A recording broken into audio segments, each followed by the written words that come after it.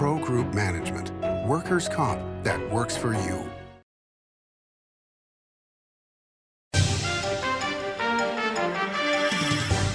Welcome to Nevada Newsmakers. On the broadcast today, Will Adler joins us. He's the founder of Silver State Government Relations, here for the whole show on an all-new Nevada Newsmakers. Welcome to the Winnemucca Big R. Hi, I'm John Walker. Welcome to Big R Lovelock. Hi, I'm Rich Martin. Welcome to Fallon Big R. My name is Braden. Welcome to Big R Fernley. Hi, I'm Kelly. Welcome to Big R Sparks.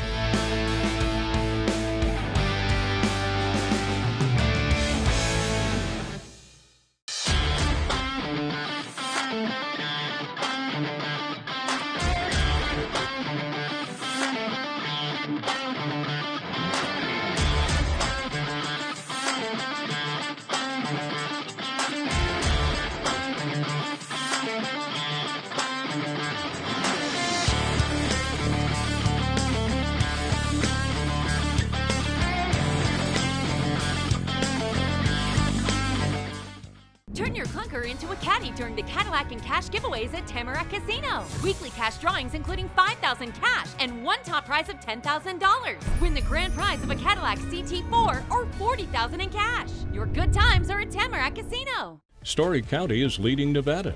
Home of the Tahoe Reno Industrial Center, Google, Tesla, Panasonic, and other world-leading companies.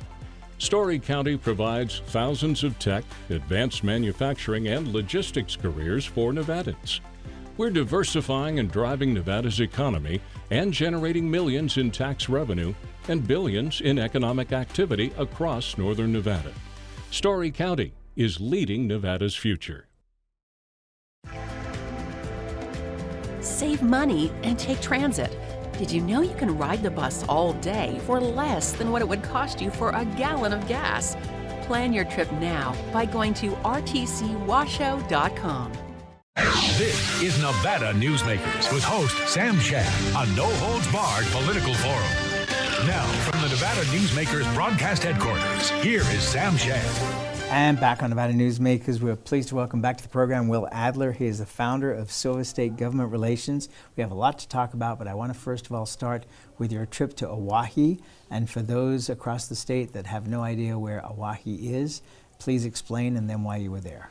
So we were out at Oahe, which is north of Elko by about 2 hours, and it's on the Idaho border. It is the Duck Valley Shopai Reservation. It's actually a reservation that goes across the Nevada and Idaho border. And its claim to fame is it's the furthest place from a McDonald's hamburger. You're actually 110 miles from McDonald's, and that's the furthest place in America, apparently. So it's that far out, and that distance that made it so unique because Nevada came forward and provided that community with a new school. It's actually a new K-12 school because it faced a once-in-a-lifetime crisis where the current school was actually causing cancer for the population there, and it was of such critical failure that Nevada stepped up last legislative cycle, and Governor Lombardo himself signed a bill that granted them enough funds to build a new K-12 school that we broke ground on, and it was truly a groundbreaking event. It was amazing. And what was the cancer-causing problem? The old school actually had a hydrocarbon pocket in the water supply under the school caused by previous BIA management of the reservation, and the school being 90 years old or so, basically was going to fall down anyways. So the school on multiple levels was failing the community and failing the students in it. And those are ultimately Nevada students. And like I said, Governor Lombardo and the whole Nevada legislature saw that last year and gave us AB 519.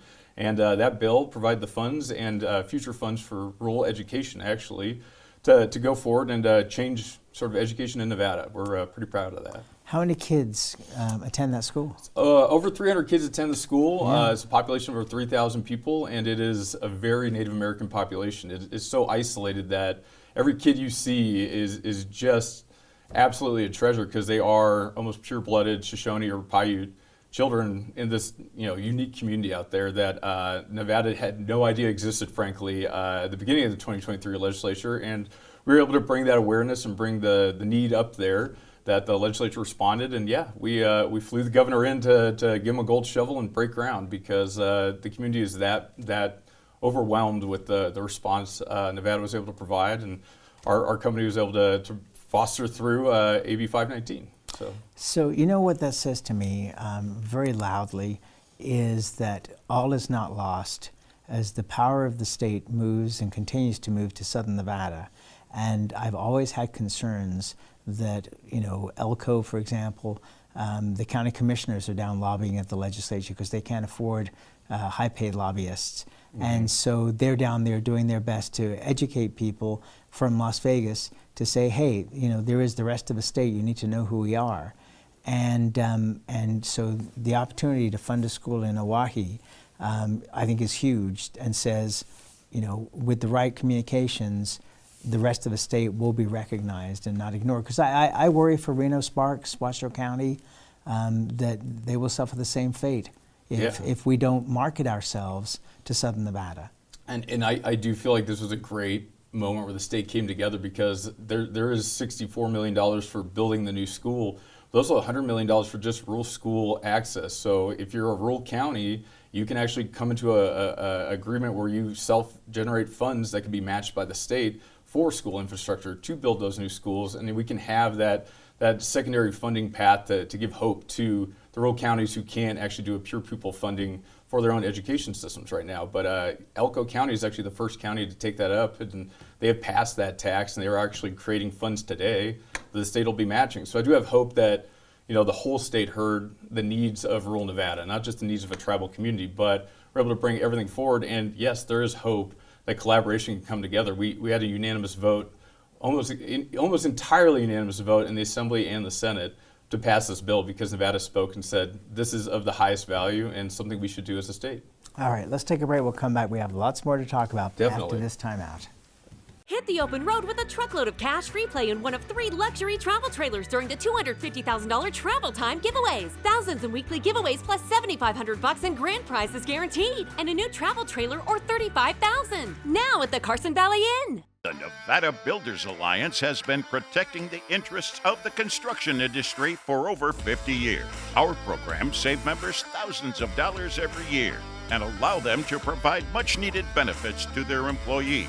Our industry also allows Nevada to grow. If you're thinking about a career in the construction industry, reach out. And if you haven't thought of a career in construction, what are you waiting for? We are the Nevada Builders Alliance. Truck drivers are some of the hardest working people you'll meet, delivering over 70% of America's freight and 92% of Nevada's. When there's a natural disaster, they're delivering critical supplies to help those communities recover and rebuild. Every sector of the economy and our nation's military rely on truck drivers. So let's take a moment to say thank you.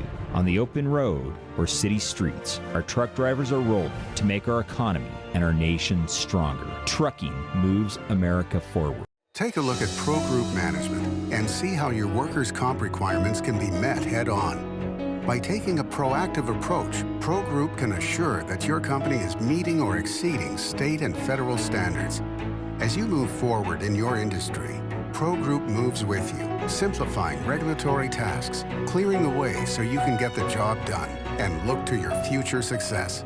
Pro Group Management, workers' comp that works for you.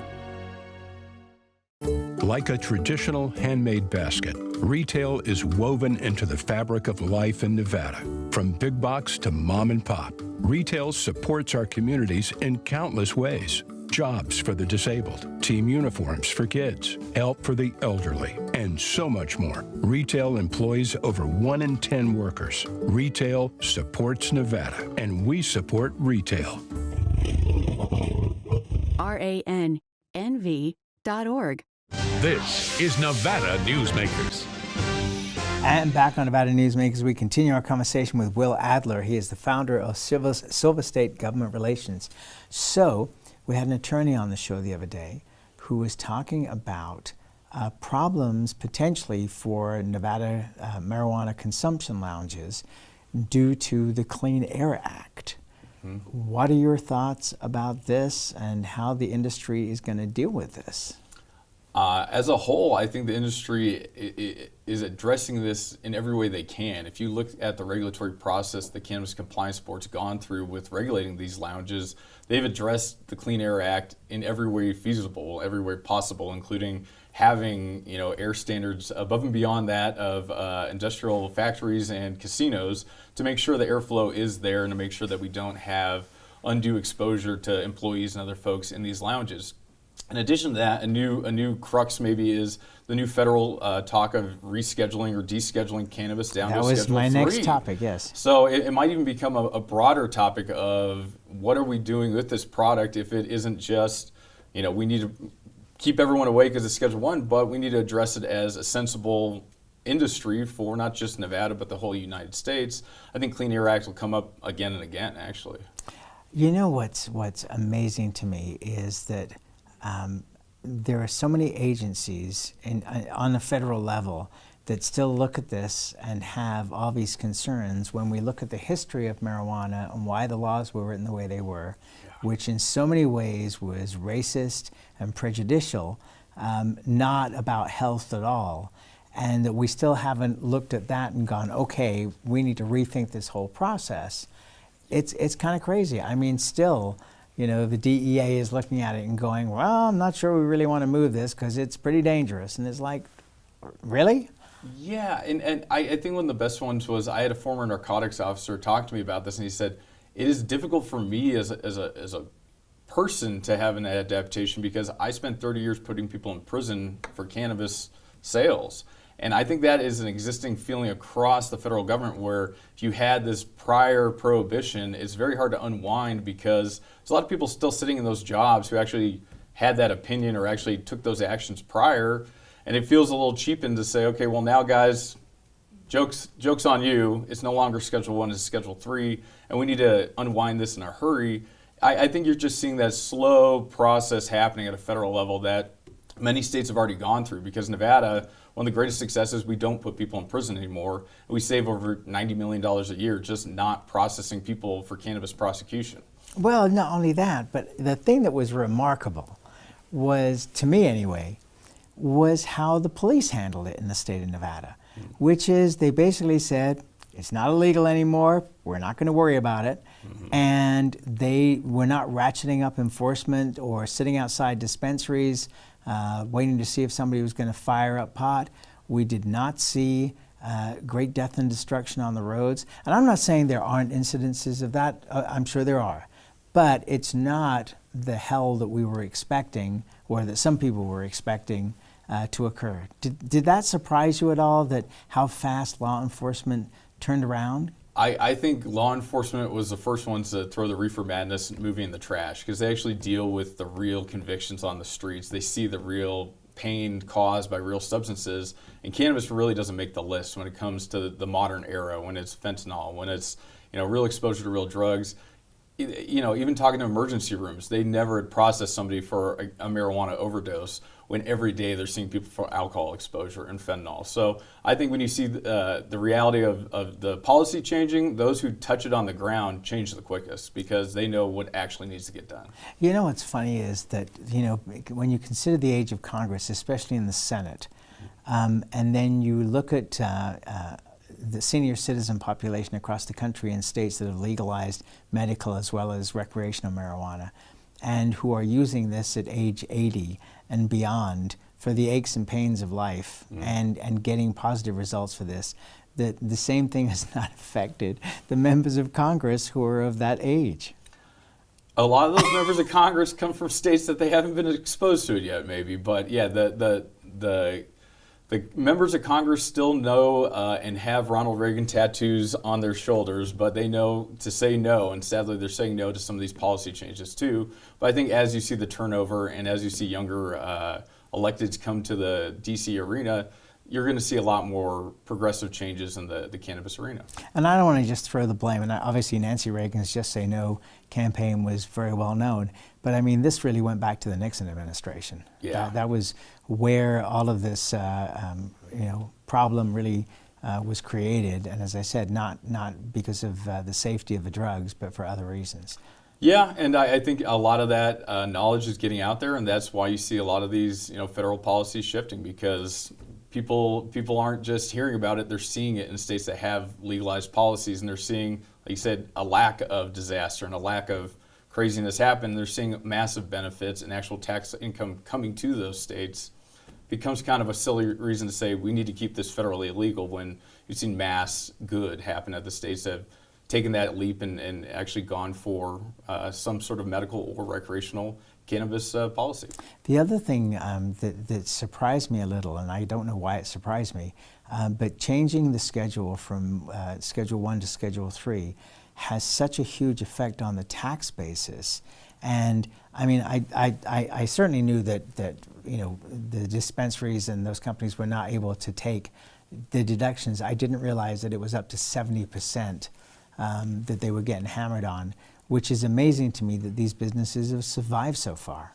Yeah, federally, cannabis businesses cannot do standard business write-offs. So anything you would do as a normal business, writing off your employees, writing off the cost of goods sold, cannot be done because federally we're still registered as a Schedule I drug, and we are niched out as unable to use standard deduction policies. So today, now, most cannabis businesses, if not being 30% more profitable, could be 50%, 60% more profitable, depending on their tax status and how they're structured, because that's the biggest barrier, is being treated like normal businesses, not do people want us in states. We have great responses from the customers. It's really, can we survive under this current structure? And a lot of businesses, the answer is no. So this change is really needed and going to be beneficial to a lot of the industry. And I know that our congressional delegation is pushing, especially on the Senate side, towards getting the banking side legal, because it's insane that these companies have to deal in cash. It's ridiculous. I mean, yeah, we've had a really strong and good federal voice from Jackie Rosen, Dina Titus, and the whole lot, where they have been a good drum beater for these are good businesses, treat them like normal businesses, not like something illegal. Well, and also, I mean, just from the danger perspective, I mean, come on, who needs to be, you go anywhere, you go to a CVS and there's a sign at the door that says we don't carry, cash. More than $10 or $100 or whatever it is of cash. Yeah. And here you have literally thousands of dollars being processed every day. And it again is a feeling of being treated like you're not wanted or you're not a normal business in America, right? Because having this cash flow is a viable risk at the physical locations, but yeah, it is just a process nightmare when you actually have to get it into a bank account and actually use it as a company. It's a lot of steps that nobody else should have to go through, and hopefully cannabis companies won't in the future. Are you hearing from people in the gaming industry at this point with this news, talking about prospective plans down the road? Now, obviously you can't name any company, but I'm just saying, are there discussions going on? Because we've joked on this show many times that, the best, if you have a recreation lounge that's legal federally, then the best ones are going to be in the casinos, and they're going to be right opposite the buffet. As all things, I think federal policy is going to move slower than we want it to. But it's only been 50 years so far. I know, right? I've had a couple eyebrows raised and a couple quick calls my way that actually confirmed, there would be some interest if gamers could look at this. But mostly the first calls were, what's this mean to us? If there is a descheduling or a change, will we have to change our policies when it comes to use on the floor and the Clean Air Act, right? People immediately said, we want to know how to implement cannabis in our facilities and not get in trouble, basically, because gaming and cannabis still have a hard line. But I do see a lot of potential for, if not next year, in 5 years maybe, having cannabis in the gaming space could have a great benefit to Nevada, honestly. We will have the godfather of marijuana in Nevada, Tick Segerblum, on the program in the next week or so. Oh, and so we will have more conversation on this. All right, let's take another break and we'll come right back more with Will Adler after this timeout. What do you count on? You count on your power every day. At NV Energy, we've always powered what's important to you, but we're not looking at the past. We're focused on the future. While our standards are high, our rates will remain low. And our commitment to renewables isn't just meeting standards, but leading the way. Because you can count on more than just your power. You can count on the company who brings it to you. That's our promise. You can count on it. As you know, Reno is booming. Toll's development company is helping it grow with insightful design and development. building community with every project, adding beauty, adding excitement, emphasizing our shared humanity. Reno is becoming bigger. Toll's development is helping it become better, more livable, more enjoyable. To learn more, go to tollsdevelopment.com. tollsdevelopment.com. For 50 years, Nevada Heating has been keeping people comfortable in their homes. At Nevada Heating, call the Do It Right guys and get the air conditioning back on today. That's the Nevada Heating way. Why sweat for days on end when Nevada Heating can get your air conditioning fixed today? Call us today and we'll fix it today at 323-5585 or schedule us on our website at nevadaheating.com.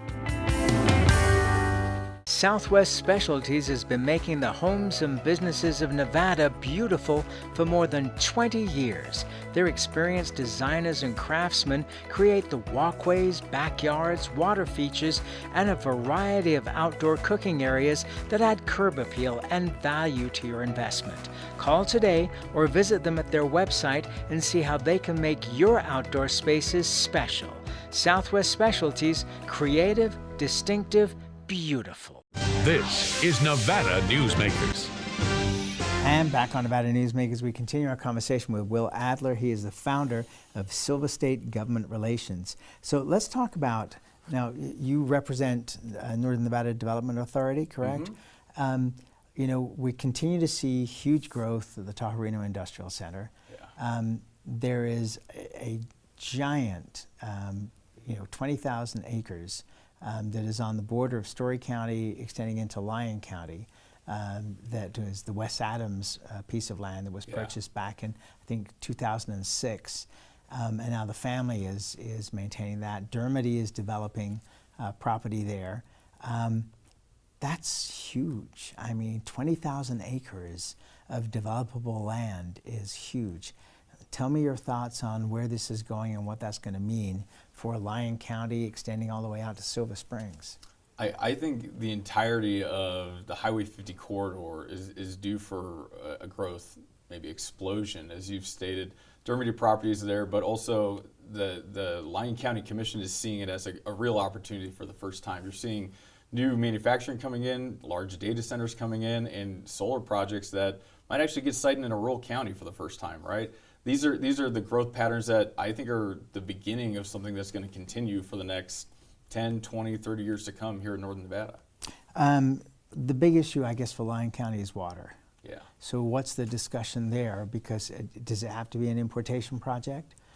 No, I don't think it does. So you do have the Carson River, the system there, and then some questions of how the water is used. You have massive water available in Douglas County still, and then you have Carson City with a good budget, and the rest of the community downriver and Lyon. So it's about who has water and what's available to be used. There's plenty of water out there that if somebody wanted to build a treatment plant, I think actually could be potable or usable in an industrial sense right there at the Silver Springs Airport. So it's about where the region grows, what resources are available, and I think the development community is figuring that out in real time because the demand for growth or the demand for more projects in Nevada seems unstoppable. I think California alone can supply us with projects for the next 30 years to come, but really we're getting attention from international communities, Korean, Canadian companies, and even Ukrainian companies that are talking about moving here for what Northern Nevada has to offer. Right, and I mean the huge data storage company that is developing at TRI, they're at the beginning phases of it now. It's so big that it's going to result in the Tracy power plant having to be expanded to be able to accommodate that. Does Douglas County have any interest in sharing their water?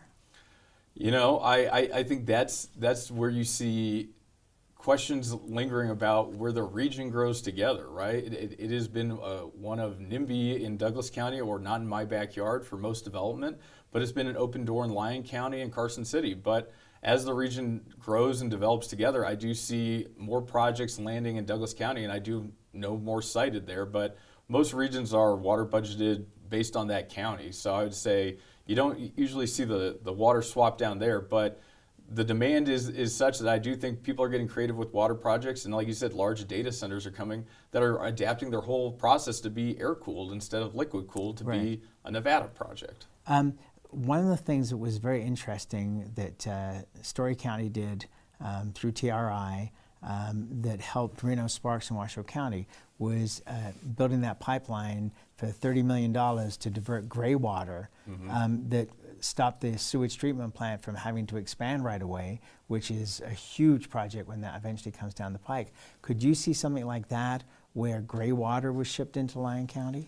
I could see something like that in Lyon County, but maybe a hotter topic would be Fernley. Fernley down the river actually has even higher demand with a greater population growth than probably any region in Nevada. And as it has less of a secure water budget than anywhere, it actually is getting most of its water from the canal going to Fallon.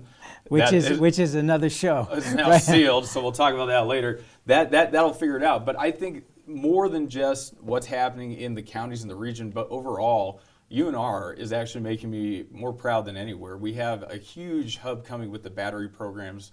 We have lithium mining through the engines program, and we have the whole tech hub around development of new battery technologies, new battery infrastructure, and I think that's going to bring a huge growth to Highway 80 going out to Winnemucca as well. So you're going to see Northern Nevada on 50 and 80 just go east and keep on growing. But yeah, that's sort of two things I want to talk about, and then another one is FAA actually granted us a unique status for drones and UAS, unmanned aerial systems, and Nevada is one of the only states that can do that and autonomous testing vehicles. And people aren't maybe seeing that, but I think that's going to be a huge growth sector because that's the future, is unmanned vehicles and where we use them. Yes, and we have done stories on that in the past, but maybe it's time for us to do another story on that. I thank you for coming in, man. Always a pleasure to see you. Thank you. Thank you, Sam. And we'll be right back. Imagine a magical garden that feeds Carson City's hungry and homeless, teaches our high school students agriculture, creates hanging floral displays to beautify downtown, and yet charges nothing. It's not magic. It's the Greenhouse Project. It's real, it's growing, and it needs your help. Go online to carsоncitygreenhouse.org so together we can grow it forward. Calamity. It lurks around every corner. Or not. That's why UMC Quick Care is around every corner, with locations around the valley. UMC Quick Care, for all your small calamities. Snorkel personnel lifts are engineered beyond the industry norm to an uncommon level of safety and durability, and with an eye towards sustainability. They're also designed to be simple to operate and maintain. Snorkel, always at the cutting edge of progress.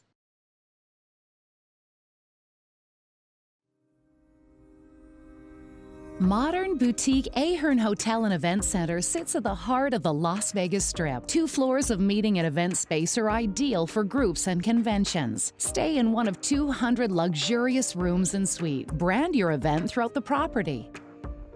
Flexible event spaces make for easy planning and personalization. Take over the entire hotel with a full buyout option. Thanks for watching Nevada Newsmakers. You can catch us online 24 hours a day at nevadanewsmakers.com, or you can download the podcast wherever you like to get your podcast. We'll see you on the next broadcast.